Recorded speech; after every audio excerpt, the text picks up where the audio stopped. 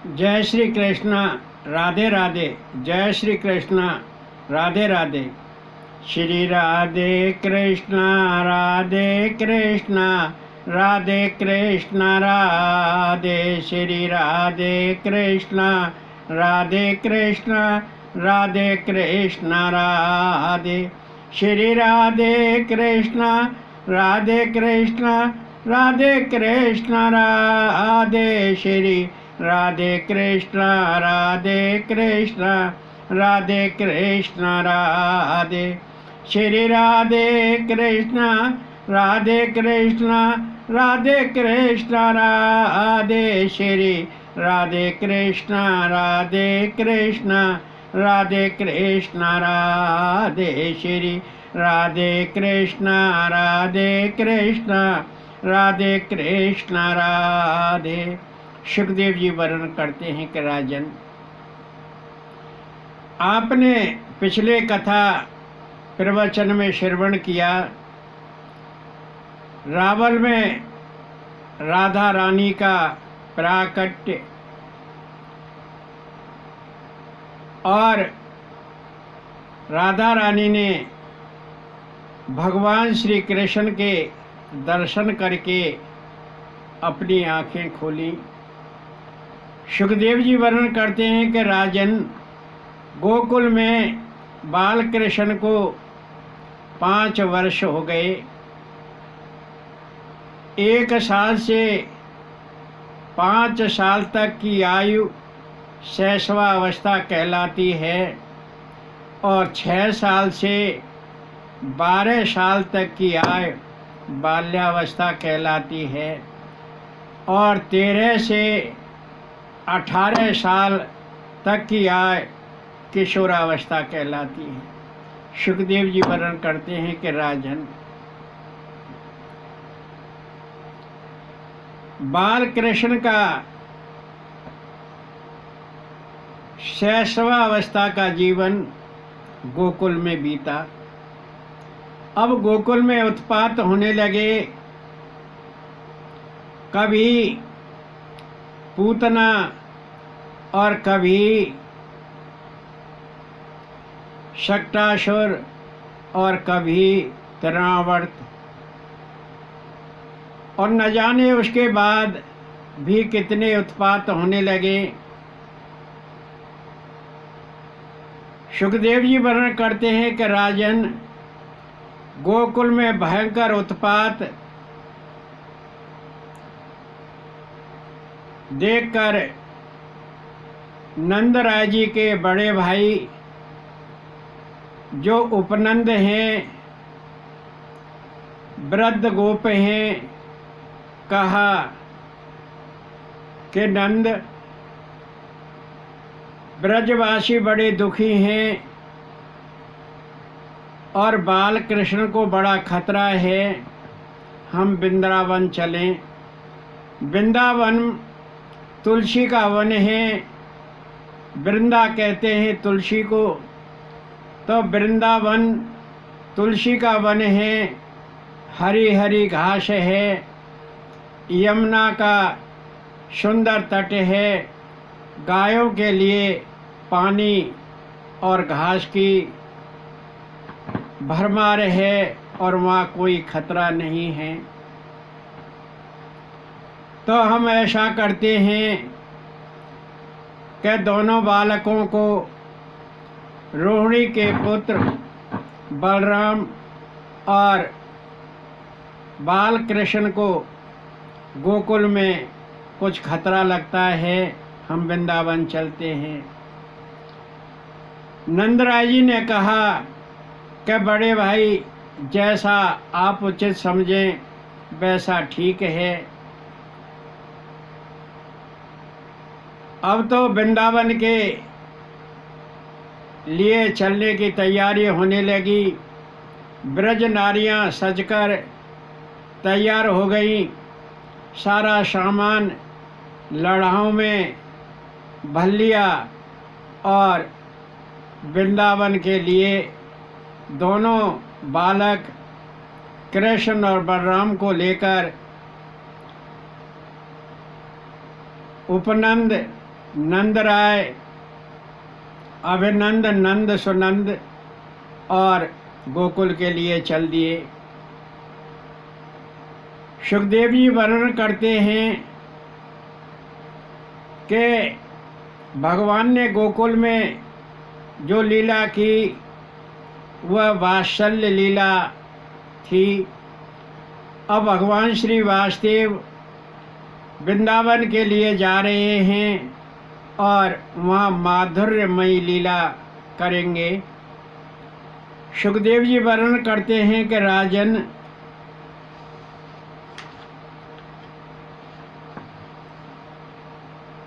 लल्ला की आयु 6 वर्ष हो गई और बाल्य अवस्था आरंभ हो गई। एक दिन कान्हा ने अपनी मैया से कहा कि मैया, मैं कब गौएं चराने जाऊंगा? अब तो मैं बड़ा हो गया हूँ, 6 साल का हो गया हूँ। मैया ने कहा कि जब तेरी चोटी बढ़ेगी तब तू गाय बछड़े चराने जाएगा।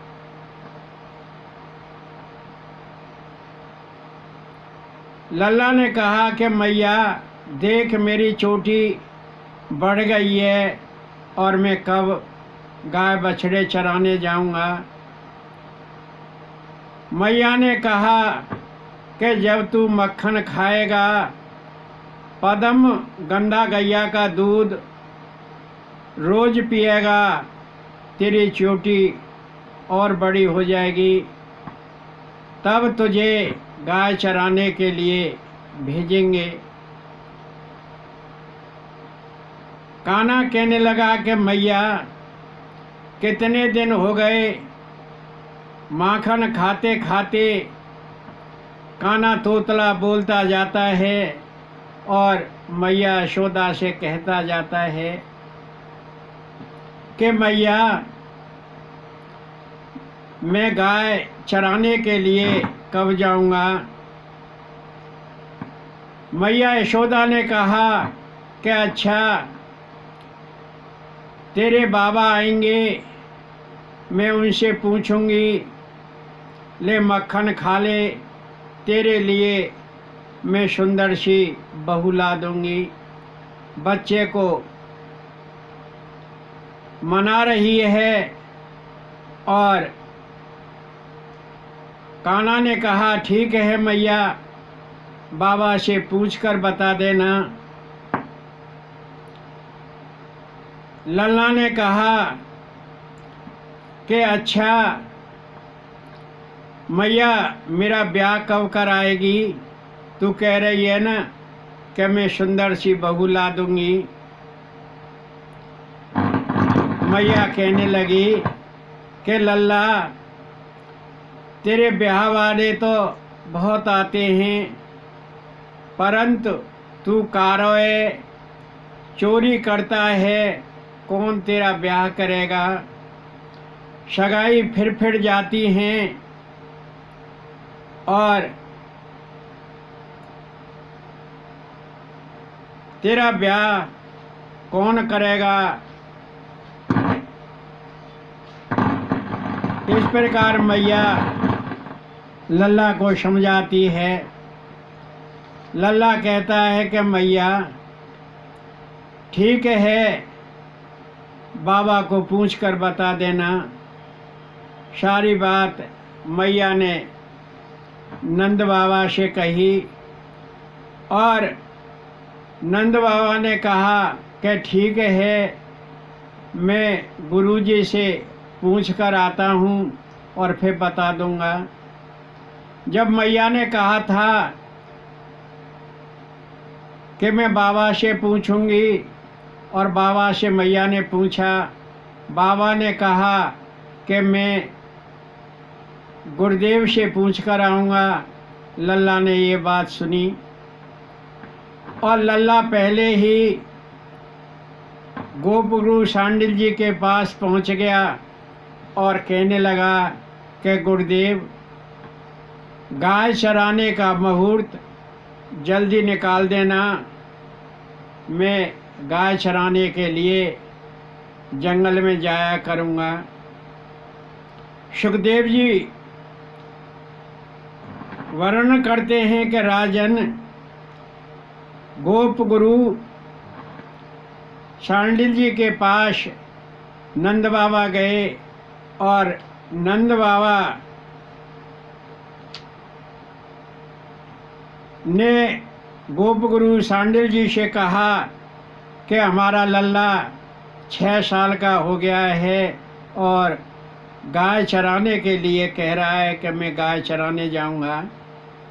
गुरुदेव आप देखिए कि इसका शुभ मुहूर्त कब निकलेगा, लल्ला गाय चराने के लिए कब जाएगा। सुखदेव जी वर्णन करते हैं कि राजन, शांडिल जी ने बताया कि बाबा यह तो कल का ही मुहूर्त ठीक है, फिर नहीं निकल रहा। नंद बाबा ने कहा कि आगे देख लो, आगे निकल जाए, अभी तो लल्ला छोटा है। गोप गुरु शांडिल जी ने बताया कि 1 साल तक मुहूर्त नहीं निकल रहा है। कल कार्तिक शुक्ल पक्ष की अष्टमी है, जिसे गोपा अष्टमी कहते हैं। बड़ा शुभ दिन है और कल ही लल्ला को गाय चराने के लिए भेज दीजिए। सुखदेव जी वर्णन करते हैं कि राजन, बाबा घर आए और यशोदा रानी को बताया कि लल्ला का मुहूर्त कल का ही निकल रहा है। कल शुक्ल पक्ष कार्तिक मास की गोपाष्टमी है और कल ही लल्ला को गाय चराने के लिए जंगल में भेजना है। उसका अच्छी तरह से कलेवा रख देना। सुखदेव जी वर्णन करते हैं कि राजन, अब गोपाष्टमी को लल्ला गाय चराने के लिए जंगल में चला गया, बछड़े चराने के लिए जंगल में चला गया और यमुना तट पर गाय बछड़े चराने लगा। एक दैत्य वश्य बनकर बछड़ों में मिल गया। कान्हा ने बलराम को बताया कि दाऊ भैया, यह वत्स नहीं है, यह बछड़ा नहीं है, एक दैत्य है। कान्हा ने उस दैत्य की पूंछ पकड़कर, वत्स की पूंछ पकड़कर घुमाया और कैथ के वृक्ष पर फेंक दिया। इस प्रकार बतासुर नामक दैत्य स्वर्गलोक पहुंच गया। यह बतासुर कौन था? यह पूतना का भाई था। कंस ने अपने सब मंत्रियों को सिखा रखा था कि जहाँ कहीं भी देवकी का पुत्र मिल जाए उसे मार देना।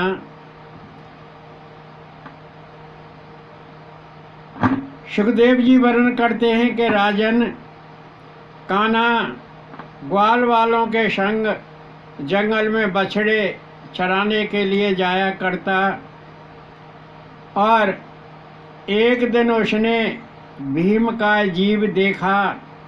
बड़ा विशाल जीव था, बड़ा सुंदर था।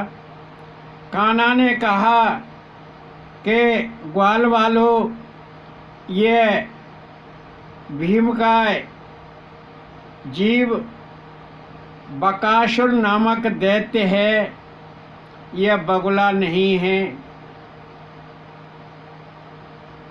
सुखदेव जी वर्णन करते हैं कि वह बकासुर नामक दैत्य बाल कृष्ण की ओर झपटा और बाल कृष्ण को अपनी चोंचों में लेकर निकल गया। ग्वाल वाल रोने लगे,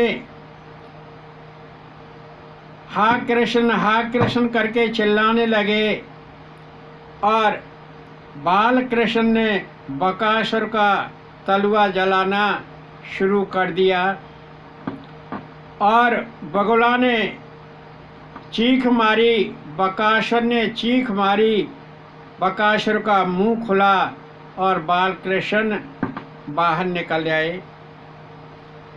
यह कंस का भेजा हुआ दैत्य था, इसका नाम बकासुर था। बकासुर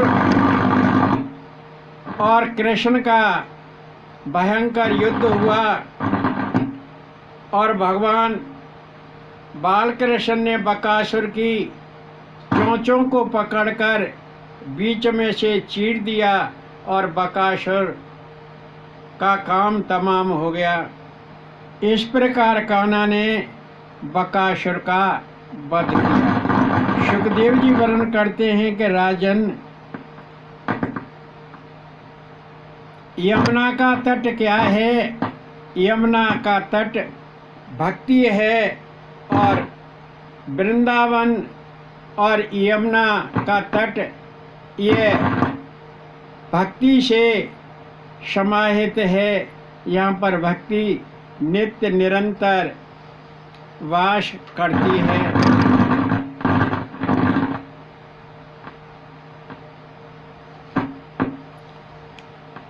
सुखदेव जी वर्णन करते हैं कि राजन, बाल कृष्ण की आयु 6 वर्ष है और इस 6 वर्ष की आयु को पौगंड वय कहते हैं। सुखदेव जी वर्णन करते हैं कि राजन, ग्वाल वालों के संग प्रातः उठकर बाल रूप कृष्ण बछड़े चराने के लिए जंगल में जाया करता।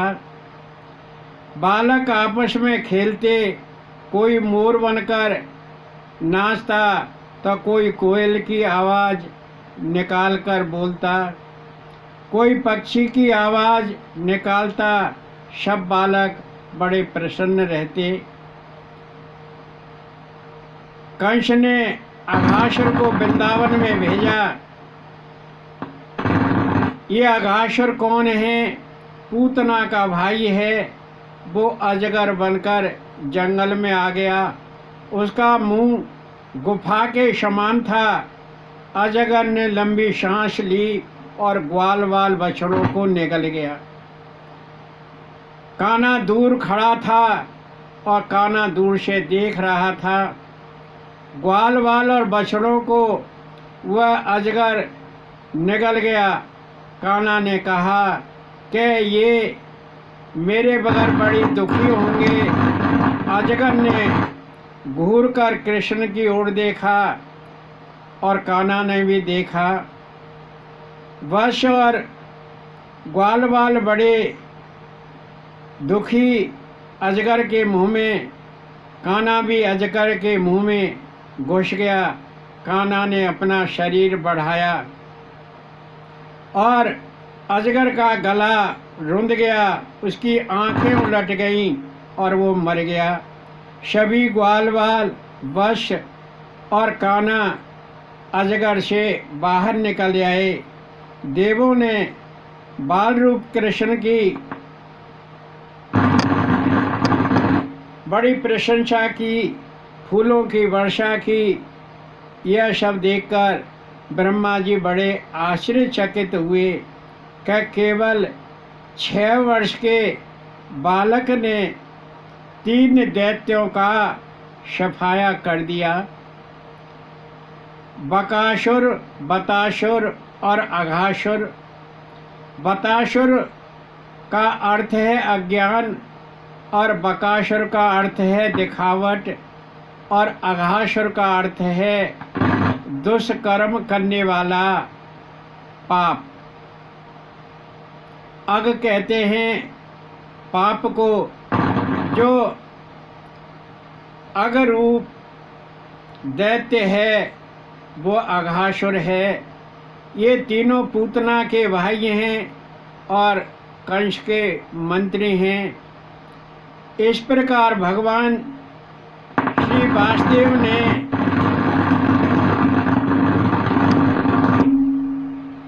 इस प्रकार बाल रूप भगवान श्री कृष्ण ने बतासुर, बकासुर और अघासुर तीनों का वध कर दिया।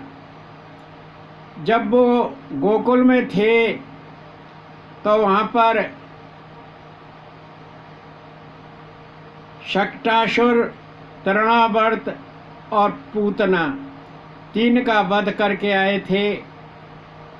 5 वर्ष की आयु तक बाल रूप कृष्ण ने गोकुल में पूतना, शक्टासुर और तृणावर्त का वध किया और जब वृंदावन में आए तो बतासुर, बकासुर और अघासुर तीन का वध 6 साल की आयु तक कर दिया।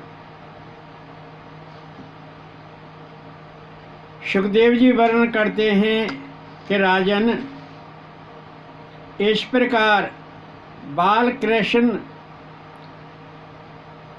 विचित्र विचित्र खेल खेलकर दैत्यों का वध करते हैं। वृंदावन में मोर नाच रहे और एक मोर नाचते नाचते कोहकने लगा और उसकी कोहक गोकुल में सुनाई दी। आइए हम सभी मोर की कोहक का रसानंद लेते हैं। वृंदावन को के मोर, ओ मोर गोकुल में शोर भयवारी। वृंदावन को के मोर, ओ मोर गोकुल में शोर भयवारी। उड़ उड़ मोरनी पाते में बैठी, उड़ उड़ मोरनी पाते में बैठी और बैठी पंख मरोड़ मरोड़। गोकुल में शोर भयवारी। वृंदावन को के मोर, ओ मोर गोकुल में शोर भयवारी। छम छम नृत्य करत वारी, छम छम नृत्य करत वारी। जट को उठा मन मोर, मन मोर गोकुल में शोर भयवारी। वृंदावन को के मोर, ओ मोर गोकुल में शोर भयवारी। टप टप पेचत गिरत धरती पर, टप टप पेच गिरत धरती पर। और बीने नंद किशोर, किशोर वृंदावन, वृंदावन को के मोर, ओ मोर गोकुल में शोर भयवारी। उन पे चन को मुकुट बनायो, उन पे चन को मुकुट बनायो। जाए पेन नवल किशोर, किशोर गोकुल में शोर भयो भारी, वृंदावन नाचे मोर, ओ मोर, गोकुल में शोर भयो भारी। जय श्री कृष्ण। राधे राधे। जय श्री कृष्ण।